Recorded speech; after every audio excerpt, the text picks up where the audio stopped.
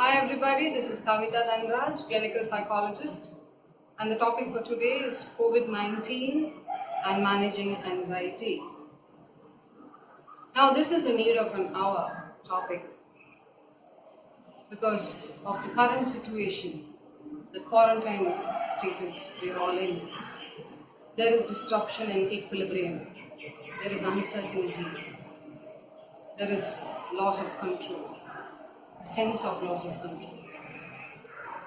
So all this is giving rise to a lot of symptoms like anxiety, including headache, to dizziness, to feeling lightheaded, to sweating, inability to concentrate, loss of sleep, and fear of death.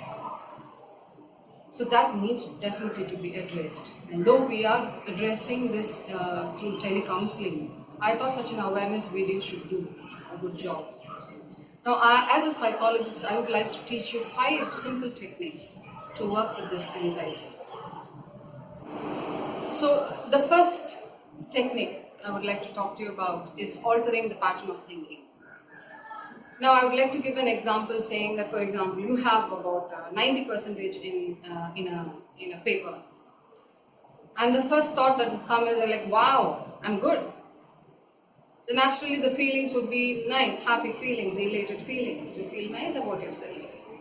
But at the same time, when you get a 10% of the mark, you're going to feel sad, helpless.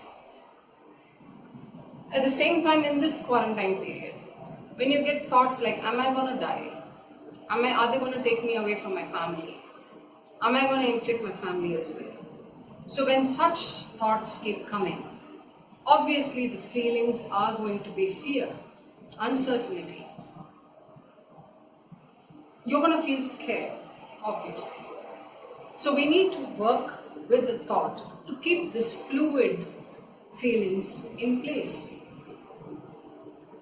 So how do we work with the thought? Very simple. Put down in a piece of paper, identify these current thoughts which are giving such very unproductive feelings as uncertain feelings, these distressing feelings. For example, saying, am I going to die? And the next thing is to challenge this one particular thought with facts, with realistic, practical facts. Facts, I mean, is what's COVID, how does it spread, how can one avoid spread of COVID, how can one safeguard the self and family, social distancing, and other protocols that's required like washing and sanitizing to keep yourself safe. So whenever such questions emerge, you need to challenge these with more rational and more realistic answers. So you need to challenge your thoughts basically with more realistic facts. So that's point number 1.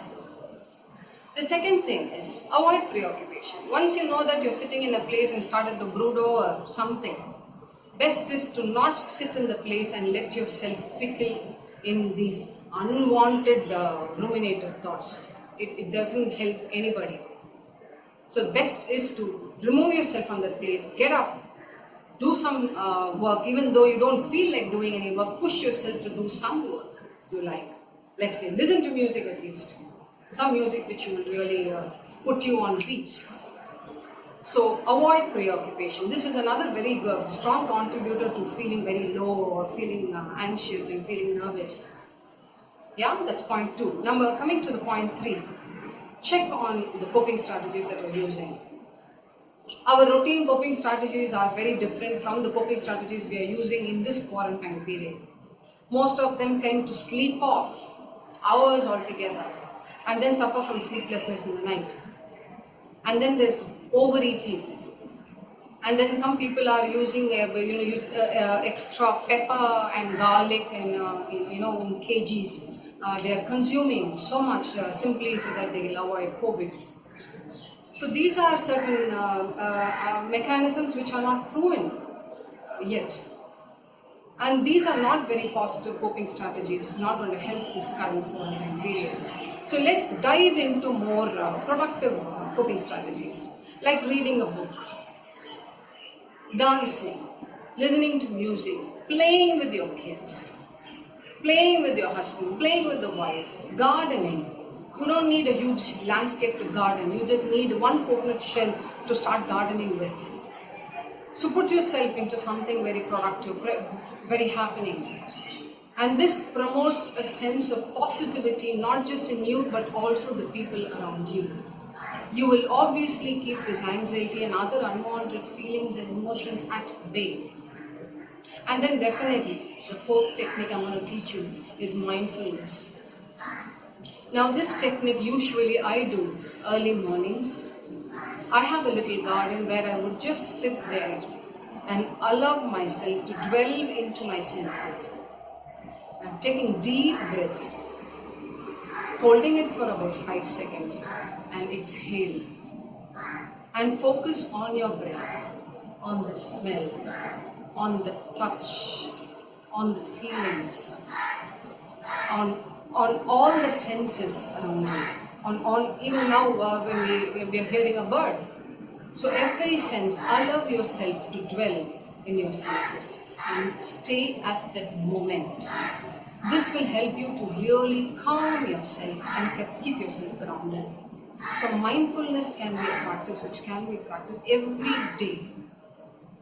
And a lot of self-statements like saying, I'm calm, I'm relaxed, I'm feeling better.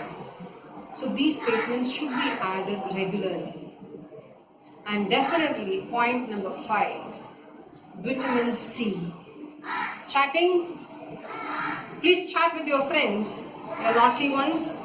Okay, you'll have goofy friends around, so please talk with them.